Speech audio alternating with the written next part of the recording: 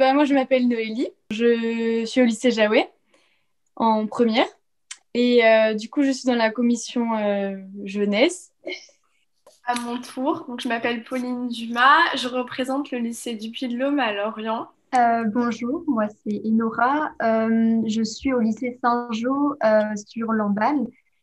Donc moi, je m'appelle Paul Oulès, j'ai 15 ans, je suis au lycée au Cordelier à Dinan. Donc en fait, nous avons choisi de travailler sur les mobilités parce qu'en fait, pour les personnes qui habitent dans des endroits qui sont excentrés des villes en Bretagne, c'est vrai qu'il s'avère parfois compliqué au niveau des déplacements pour des activités extrascolaires ou simplement pour aller voir des amis, par exemple, en ville, contrairement à des gens qui habiteraient dans Rennes ou dans des grandes villes comme Brest, etc. Donc, en fait, on a travaillé sur ce projet et en fait, il s'est avéré que on a essayé de trouver des solutions simples à mettre en œuvre qui pouvaient également être écologiques, comme par exemple du covoiturage. Du coup, en privilégiant des déplacements à plusieurs. Et en fait, on a remarqué que les parents, ils pouvaient pas toujours amener leurs enfants. Et du coup, on n'a pas envie qu'en fait, il y ait des répercussions sur leur santé, que ce soit mentale ou juste qu'ils soient pénalisés parce qu'ils habitent en campagne et que du coup, ils puissent pas avoir des liens sociaux que d'autres peuvent avoir dans des activités sportives ou des activités extrascolaires juste. Avec aussi notre groupe, on a pensé au fait peut-être de faire des sortes de formules avec le bus. Donc, par exemple, avec la carte étudiante, pour pouvoir avoir une sorte de regroupement de transports en commun pour pouvoir accéder à la ville plus facilement avec un tarif réduit. Voilà. Et on a pensé aussi à essayer de voir avec les habitants des espaces périurbains pour savoir exactement quel est le problème, communiquer avec eux quels horaires de bus les arrangeraient. Parce que par exemple, en dehors des bus scolaires, peut-être qu'ils n'ont pas d'autres bus ou d'autres cars. Et ils ont terminé plus tôt les cours, par exemple, ils doivent attendre la fin ou des choses comme ça. Et donc, ouais, je pense que ce serait bien de parler directement avec eux qui peut-être habitent plus éloignés des villes, quoi. Il y a aussi Pauline et Inora qui ont... on vous donne la parole pour votre projet Participation de jeunes. Donc on a choisi le deuxième projet Participation des jeunes. Donc avec Enora, on va vous expliquer un peu.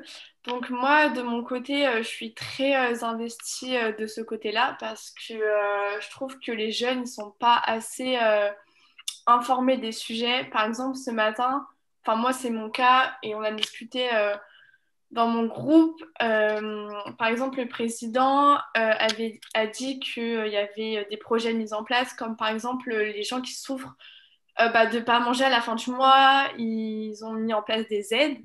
Et malheureusement, on n'a pas entendu parler de ça.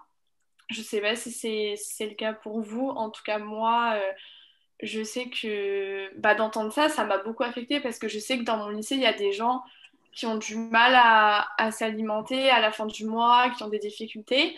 Et le fait qu'il y ait un projet comme ça et qu'on ne puisse pas être au courant, je trouve ça un peu, pas ridicule, mais je trouve ça dommage.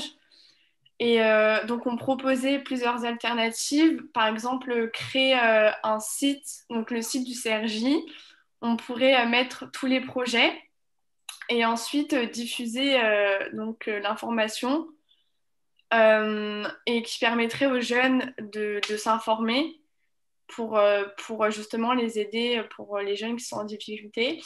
Et aussi, on est membre du CRJ, mais il y a plus, on n'est pas les seuls à avoir des idées, à avoir des projets.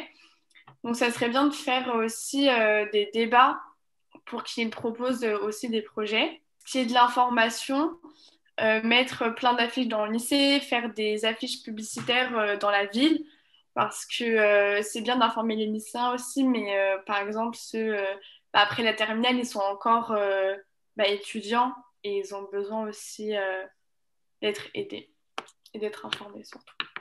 Pour rejoindre en fait ce qu'a dit Pauline, c'est vrai que nous, il y a quelque chose qui est revenu, c'était le pass culture. C'est vrai que c'est une somme d'argent en fait qui est délivrée pour nos 18 ans pour justement sur la culture, quoi. Et du coup, c'est vrai que personnellement, j'en avais entendu parler, mais vaguement.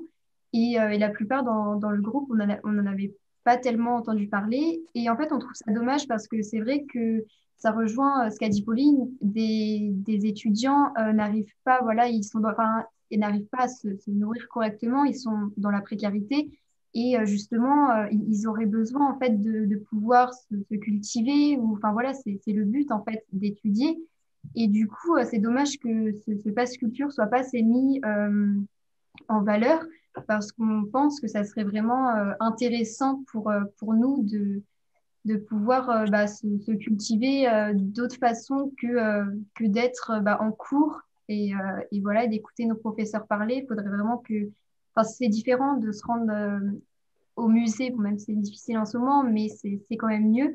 Du coup, voilà, on aimerait que ça soit plus médiatisé et du coup, pour ça, dans notre lycée, il faudrait justement mettre des affiches, mais aussi faire des petites conférences, parce que c'est vrai que quand on parle de passe culture, les gens vont se dire la culture, bon, voilà, c'est pas non plus très, très intéressant, mais c'est vrai que derrière, il y a beaucoup d'enjeux, ça peut vraiment nous servir pour plus tard, et c'est vraiment de l'argent qu'on peut pas négliger.